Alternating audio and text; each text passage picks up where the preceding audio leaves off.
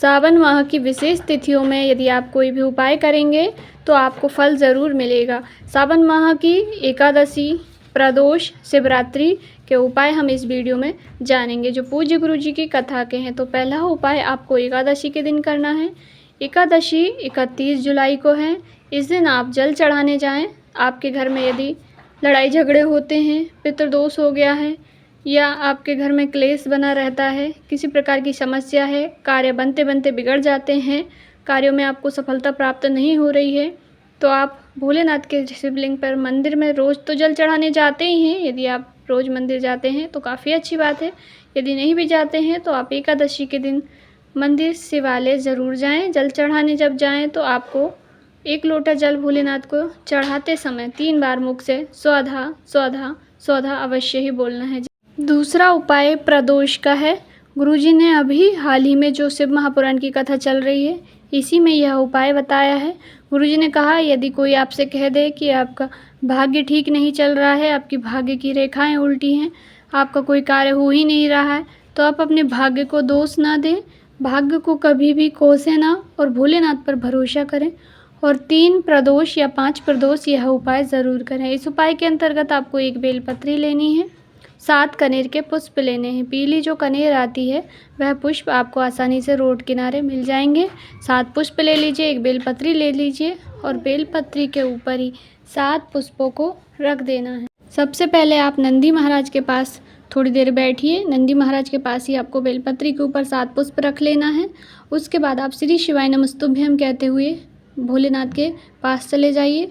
फिर आपको माता सुख सुंदरी का स्थान शिवलिंग में होता है, माता सुख सुंदरी के स्थान पर स्पर्श कराना है बेलपत्री और पुष्प को और श्री शिवाय नमस्तुभ्यम कहते हुए भोलेनाथ की शिवलिंग पर पुष्प और बेलपत्री आपको समर्पित कर देनी है, वैसी ही जैसे रखी हुई है आपके हाथ में। बेलपत्री समर्पित करते समय कुछ पुष्प यदि गिर जाते हैं तो कोई दिक्कत की बात नहीं है। एक साथ महादेव के शिवलिंग के ऊपर से गिर जाएं तो गिर जाने दीजिए। उसके बाद आप श्री शिवाय नमस्तुभ्यम कहिए, अपनी कामना कहिए, जो भी आपका कार्य है अटका हुआ उसके लिए प्रार्थना कीजिए। फिर आपको जो बेलपत्री चढ़ाई है वह बेलपत्री आपको उठाकर ले आना है और पुष्प को आपको चढ़े रहने देना है। बस इतना ही करना है। गुरुजी ने कहा आप यह बेलपत्री 4 से 5 प्रदोष की इकट्ठा कर लीजिए। आप 1 प्रदोष होगा, उसके बाद जब दूसरा प्रदोष आएगा तब तक आपको इसका फ़र्क खुद नज़र आएगा। और यह उपाय आपको शाम के समय प्रदोष काल में करना है। प्रदोष के दिन प्रदोष काल के समय में करना है।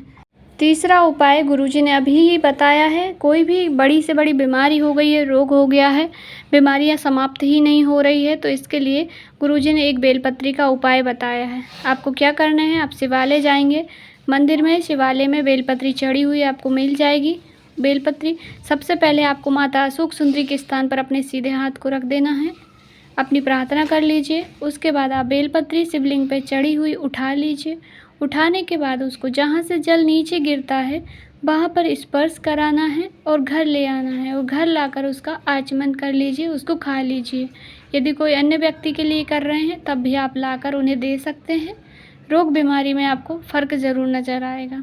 छोटा सा उपाय है, आसान सा उपाय, ज़रूर से ही कीजिएगा।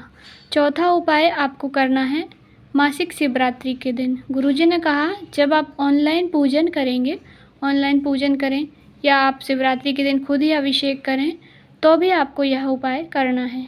जो भोलेनाथ के ऊपर चढ़ी हुई बेलपत्री होती है, 1 बेलपत्री आपको उठाकर रख लेनी है।